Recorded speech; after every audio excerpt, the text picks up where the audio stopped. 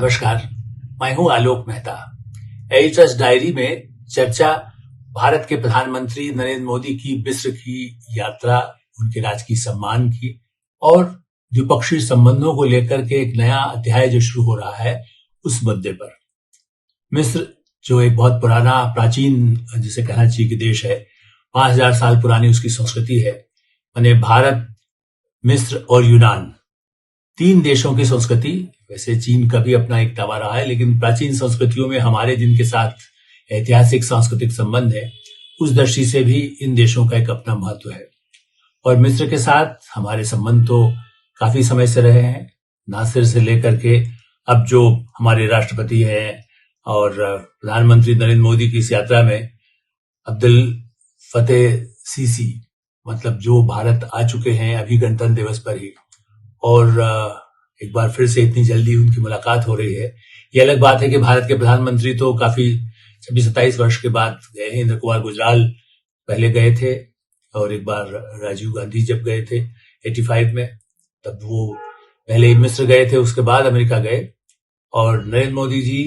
America में एक बड़े सामरिक समझौता, जिसको कह सकते हैं आर्थिक समझौता कहें, दुनिया के देशों में विश्व शांति और आतंकवाद से लड़ने की उसमें, उस दृष्टि से मिस्र का उनका जाना 2 दिवसीय जो यात्रा है, इसका एक नया अध्याय है जिसको कहना चाहिए कि शुरू हो रहा है।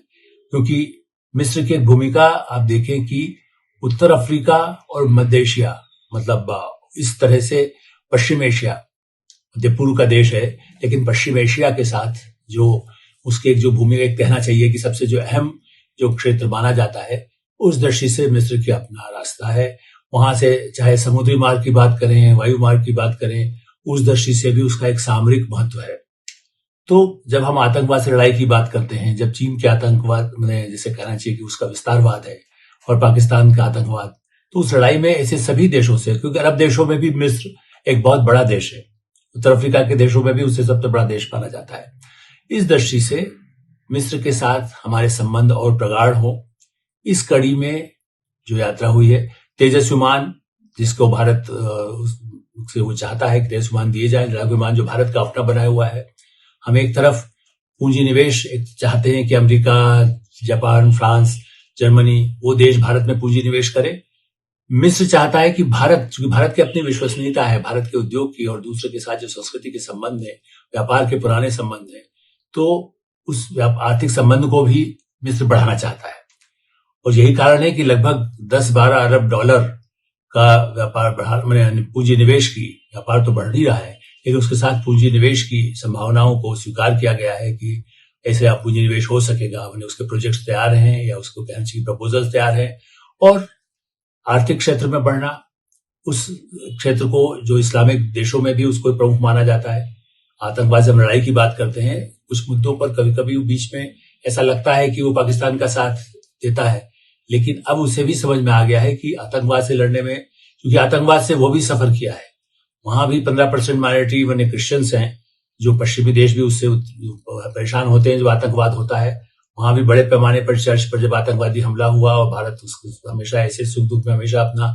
सहानुभूति व्यक्त करता है, जहां जरूरत होती है सैन्य सहायता की, वहां सैन्य सहायता भी देता है। इस दृष्टि से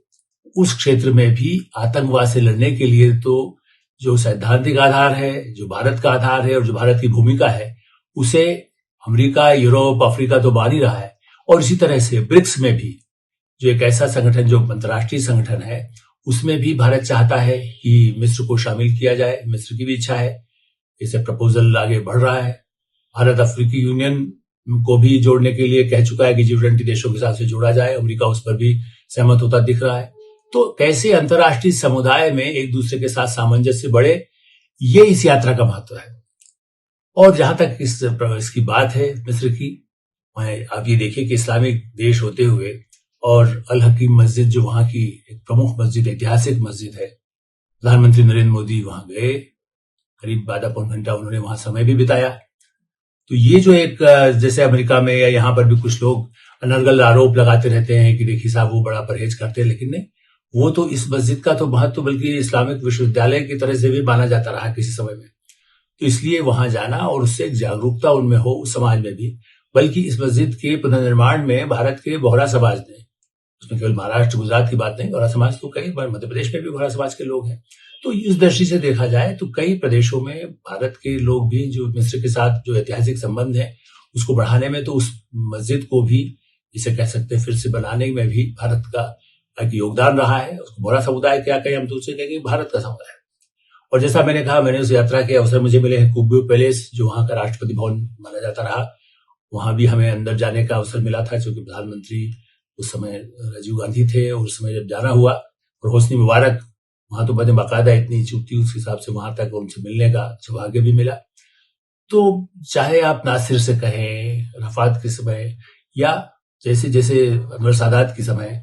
और ऐसे अवसर आए हैं जिस समय भारत के लोगों के साथ संबंध बढ़ाने के लिए होस्नी मुबारक, और अब जिस तरह से सीसी गणतंत्र दिवस पर भारत आ चुके थे, फिर से उनसे जो मुलाकात हुई है, इसका मतलब है कि ये संबंधों को कैसे सुदृढ़ किया जाए। और इसलिए एक राजकीय सम्मान जो वहां का नील या नाइल जो कहें आप, उस जो सबसे बड़ा राजकीय सम्मान पुरस्कार होता है, सम्मान ही कहेंगे, पुरस्कार तो क्या है, लेकिन ये देखा जाए कि वो भी उन्होंने, राष्ट्रपति ने प्रधानमंत्री नरेंद्र मोदी को इस सर्वोच्च सम्मान जो उस देश का है, जैसे हम लोग हमारे यहाँ दिया जाता है, उसी तरह से वहां भी भारत रत्न कहे जो पुरस्कार है, जो वहां का राजकीय सम्मान सबसे बड़ा है, वो प्रधानमंत्री नरेंद्र मोदी को दिया गया। एक विश्वसनीयता बताता है भारत और भारत के प्रधानमंत्री की ओर, उनकी नीतियों की ओर, और उज्जवल भविष्य के लिए जो देश देखना चाहते हैं वो भारत की तरफ देख रहे हैं। सबसे बड़ी बात यह है कि जिस तरह से मिस्र अब हमसे व्यापार की अपेक्षा करता है, लेकिन एक समय ऐसा था जो उसके लोग दावा करते हैं, जब हम वहां गए भी तो लोगों ने कहा कि उसको कहते हैं कि पेपीरस एक पेड़ था जिससे पेपर बनाया गया पहली बार कई सैकड़ों वर्ष पहले। तो उनका दावा है कि पेपर शब्द ही इसीलिए, उस पेपीरस पेड़ जो मिस्र का था, और कागज की खोज भी उन्होंने की। इसी तरह से कपड़े पर जैसे कहते हैं कि उसको कैसे उसका वस्त्र बनाया जाए, उनका भी दावा है कि हमने ही सबसे पहले उसकी खोज की थी।